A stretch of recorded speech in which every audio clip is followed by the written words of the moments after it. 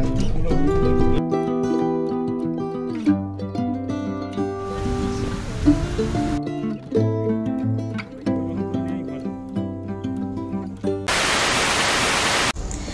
Morning everyone and welcome back to connect to Milses vlog.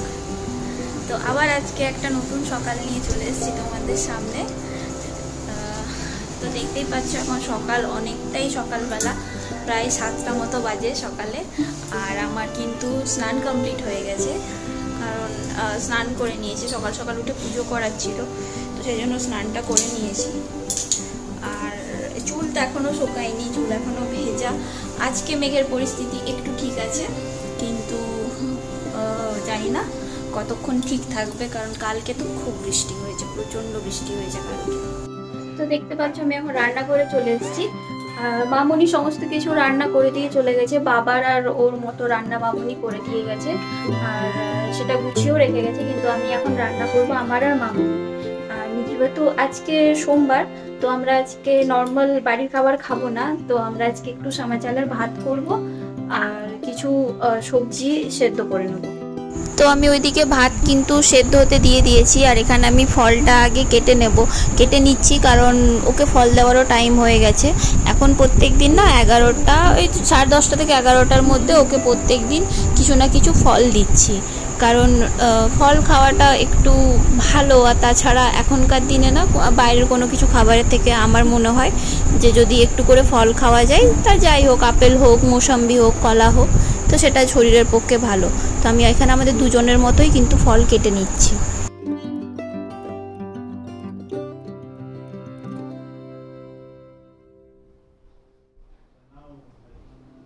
কই গো, এই নাও তোমার ফলটা।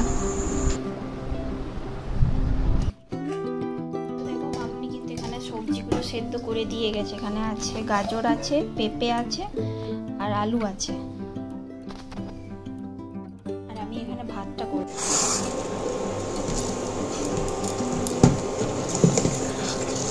এই আমার শ্যামা চালের ভাত তৈরি হয়ে গেছে। ভাত আর শ্যামা চাল আর একটু মুগের ডাল দিয়ে দিয়েছিলাম, এই আজকে রান্না। ভাতটা ফুটেও গেছে, ভাতটাকে ঢাকা দিয়ে রেখে দিই।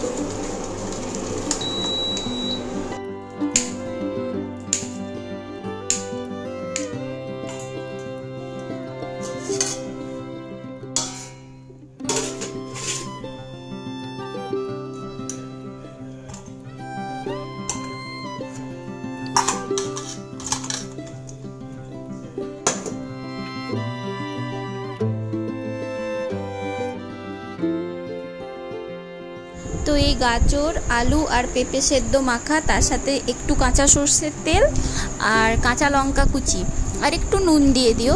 এত সুন্দর টেস্ট হয়, মানে কি বলবো, মানে দারুণ সুন্দর খেতে লাগে। এটা কিন্তু আমি আগে একদমই খেতাম না ছোটোবেলাতে। আমি যখন থেকে বাইরে থাকতাম, তো বাইরে আমি প্রায়ই এই ডিশটা বানিয়ে খেতাম, আমার তো খুব ভালো লাগতো। দেখতেই পাচ্ছ আমি রেডি হয়ে গেছি। আসলে কি হয়েছে জানো তো, কদিন ধরে আমার যে সেকেন্ড সিমটা আছে, মানে জিও নাম্বারটা, তো জিও নাম্বারটা না কদিন ধরে সুইচ অফ হয়ে গেছে। মানে আমি সিমটা মোবাইলে লাগিয়ে রেখেছি, কিন্তু ওটা শো করছে নো সিম কার্ড, বা আমি যে কোনো ফোনে মানে সিমটাকে আমি ইনসার্ট করছি, তো ওটাই দেখাচ্ছে নো সিম কার্ড। তো সেইটা নিয়ে একটু সমস্যাতে পড়ে গেছি। তো এবারে 2-3 দিন ধরে এখানে যাচ্ছি, একটা জিও সেন্টার আছে ওখানে, তো যাচ্ছি, কিন্তু কোনো কাজ হচ্ছে না। তো ফাইনালি আজকে ওরা ফোন করেছিল, এক্ষুনি যেতে বললো। তো ঘড়িতে এখন 12:10 বাজে, 12:30টার মধ্যে যেতে বলেছে। জানি না, হেঁটে হেঁটে যেতে অনেকটা টাইম লাগবে। কি হয়, কি ব্যবস্থা হয়, দেখি কি করা যায়। তো মামুনি যে টোটোতে করে স্কুল যাই, সেই টোটোটা মামুনিকে ছাড়তে এসেছিল, তো ওইটাতে করেই আমরা চলে যাচ্ছি এখন।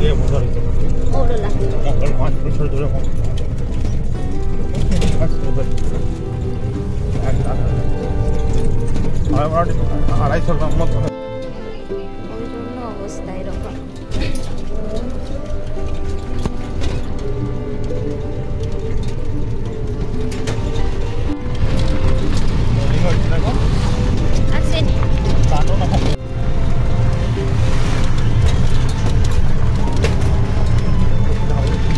তো ফাইনালি জিও সেন্টারে পৌঁছে গেলাম। যত তাড়াতাড়ি সম্ভব কাজ করে এখান থেকে বেরিয়ে পড়তে হবে। পেয়ে চলে এসেছি জিও সেন্টার থেকে। আর যে কাজটা বাকি ছিল জিওর সিমের কাজটা, ওই কাজটাও কমপ্লিট হয়ে গেছে। সিমটা মোটামুটি আপাতত চালু করে দিয়েছে আর বললো যে 24 আওয়ার্সের জন্য মেসেজ রেস্ট্রিকশন থাকবে, তারপর ওটা ওকে হয়ে যাবে। মানে সিমটা আসলে কি প্রবলেম হয়েছিল জানো তো, মানে আমি আমার সিমটা তুলেছিলাম আমি 2017 কি 16 এরকম কিছু একটা সময়। তো এবার অনেক দিন হয়ে গেছিলো, তো এবার ওরা আমাকে পুরনো সিম দিয়েছিল। তো এবার ওই সিমটা এখন আর মানে অবসুলেট হয়ে গেছে আর কি ওই টাইপের সিমগুলো। তো ওই জন্য নতুন সিম আমাকে নিতেই হতো। তো সেই জন্য আর কি সিমটা কাজ করা বন্ধ করে দিয়েছিল। তো এখন ওটাই বললো। যা হোক, ওই ব্যাপারটা যেটা হয়েছিল, প্রবলেমে পড়েছিলাম, সেটা আপাতত সলভ হয়ে গেছে। তো এটা একটা ভালো, কারণ অনেকেই আমাকে ওই নাম্বারটাতে ফোন করছিল, তো সবাই বলছে সুইচ অফ কেন। তখন মোটামুটি ওই জিনিসটা থেকে তো আমি রেহাই পেলাম। তো সবাই এখন আমাকে এসেই অনেকটাই দেরি হয়ে গেছিলো, আমরা গেলামই তো প্রায় 12টা সময়, আর বাড়ি ফিরে এসে প্রায় 1টা 10-15 বেজে গেছিলো। আর যেহেতু সকাল থেকে উপোস করেছিলাম, তো ওই জন্য এসে খাওয়া দাওয়াও হয়ে গেছে। খাওয়া দাওয়া করে একবারে ওপরে এলাম, এখন একটু রেস্ট করব, একটু রেস্ট করি, হ্যাঁ, তারপর আবার আসছি তোমাদের সামনে। আজ যেহেতু শিব পুজো করেছি, তাই একটু আলতা নিয়ে বসলাম, পরবো এটা আজকে পায়ে। এমনিতে সব সময় আমি আলতা পরি না, কিন্তু আজ খুব পরতে ইচ্ছে হলো। বাংলার একটি ঐতিহ্যবাহী রীতি এটা, আর আলতা পরার মাধ্যমে আমরা তো আমাদের ঐতিহ্য ও সংস্কৃতিকে সম্মান জানাই। এটা তো শুধু রূপসজ্জার একটা অংশ নয়, এটা হচ্ছে আমাদের একটা পরিচয় যে আমরা বাঙালি। আর প্রত্যেকটা বাঙালি মেয়ে বউই কিন্তু আলতা পরতে ভালোবাসে।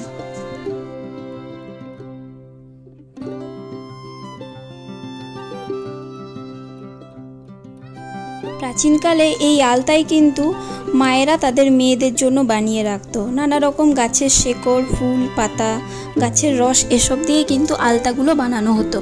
আর এই আলতার রং, গন্ধ, বৈশিষ্ট্য একদমই আলাদা, কোনো কিছুর সাথে কিন্তু এটাকে ম্যাচ করানো যায় না। আর এই আলতা যখন আমরা পায়ে পরি, আমাদের কিন্তু পায়ের শোভা আরও বেড়ে যায়।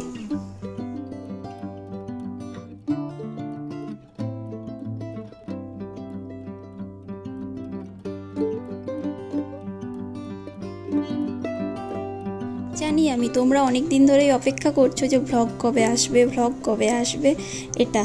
তো আজকে তোমাদের কাছে প্রমিস করছি, এবার যতটুকুই হোক, 3 মিনিট, 4 মিনিট, 2 মিনিট, যাই ভিডিও হোক না কেন, আমি কিন্তু প্রত্যেক দিন দেওয়ার চেষ্টা করব, আর কিন্তু ফাঁকি দেব না। তো তোমাদের কেমন লাগছে আমার ভ্লগ দেখে আমাকে একটু কমেন্ট সেকশানে জানিও। কারণ তোমরা যদি একটা কমেন্ট করো যে দিদি আমাদের এই জিনিসটা ভালো লাগছে, বা দিদি ওই জিনিসটা ভালো লাগছে, আমি কিন্তু এতে খুবই এনার্জি পাই, খুব মোটিভেট হই তোমাদের এই সুন্দর সুন্দর কমেন্টগুলো পড়ে। আর ভালো লাগলে তো লাইক অবশ্যই করে দিও। নতুন যদি কোনো বন্ধু হও তাহলে প্লিজ সাবস্ক্রাইব করে দিও। ইউটিউবে যদি দেখো আর ফেসবুকে যদি দেখো তাহলে ফলো করে দিও, কারণ তোমাদের এই ফলো সাবস্ক্রাইবই আমাকে কিন্তু আগে এগিয়ে যাওয়ার জন্য একটা সাহস দেয়।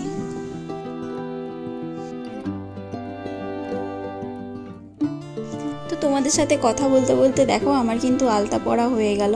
আর এই জিনিসটা করছি, এটা কি জিনিস আমি কিন্তু জানি না, কিন্তু হ্যাঁ, আমার শাশুড়ি মা আমাকে শিখিয়েছে যে প্রত্যেকবার আলতা পরার পর হাতে একটু করে ছোঁয়া দিতে হয়।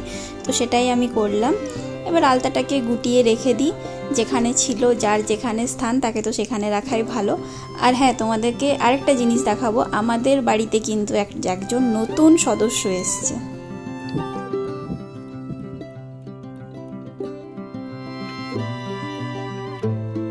তো এই হচ্ছে আমাদের বাড়ির নতুন সদস্য, লক্ষ্মী জবার একটা চারা।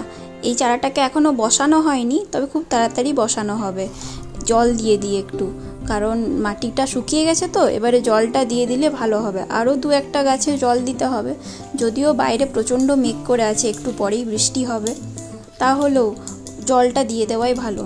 এই দেখো 2টো গাছে আমি জল দিয়ে দিলাম। তো ঘড়ির কাঁটায় 5:30টার বাইরে একদম ঝমঝমিয়ে বৃষ্টি চলে এসছে।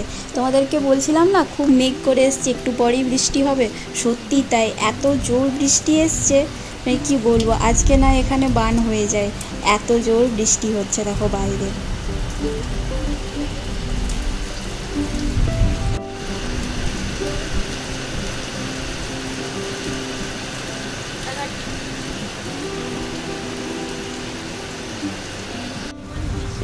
এইটা হচ্ছে আমাদের বাড়ির সামনের দিকের ক্ষেতটার অবস্থা।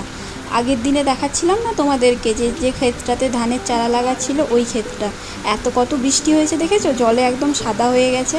আর ওই যে দূরে দেখতে পাচ্ছ ওই জমিটাতে জল জমেছে, ওখানের পেছনটাতে না একটা পুকুর আছে, ওই পুকুর আর জমি একসাথে হয়ে গেছে, এত বৃষ্টি হচ্ছে কন্টিনিউ 1.5-2 ঘন্টা ধরে এরকমভাবেই বৃষ্টি হয়ে যাচ্ছে। জানি না আজকে কতক্ষণ এই বৃষ্টিটা হবে আর কি অবস্থা হবে।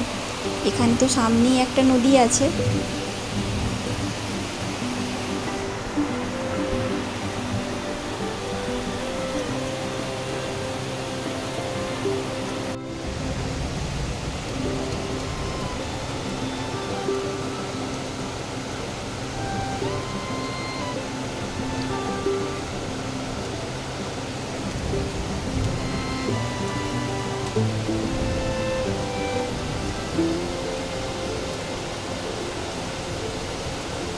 তো বৃষ্টি থামতেই ক্ষেতের যে জল জমেছিল সেখানে সবাই নেমে পড়েছে মাছ ধরতে। দেখো কত মাছ বেরিয়ে গেছে পুকুর থেকে, বেরিয়ে গিয়ে এই জমিটাতে জল জমেছে এখানে চলে এসছে। আর এই দাদাটা একটা জাল নিয়েও জমির মধ্যে নেমে পড়েছে মাছগুলোকে ধরতে। এই দেখো, দেখবে কত মাছ ধরে নিয়ে এসছে, এই যে, আর সব মৌরলা মাছ। বাগাও না, বাগাতে পারছো না।